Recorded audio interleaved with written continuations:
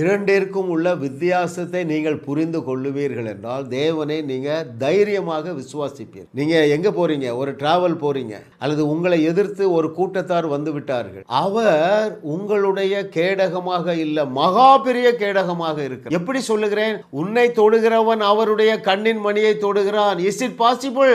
Not at all possible. What does it mean? எந்த சிக்கலிலே நீங்கள் இருந்தாலும் உங்களை விடுவிக்க உங்கள் தகப்பனாகிய தேவனுக்கு நூற்றுக்கணக்கான வழி இருக்கு. அது எல்லாமே அற்புத வழிதான்.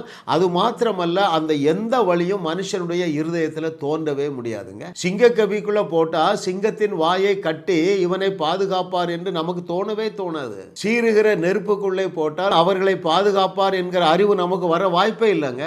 எனவே தைரியமாக அற்புதத்தை விசுவாசித்து தைரியமாக இயேசு கிறிஸ்து நாமத்தினால நீங்கள் பேசுங்கள். அப்பொழுது நீங்கள் இயேசு கிறிஸ்து செய்ததை விட பெரிய கிரியைகளை செய்வீர்கள்.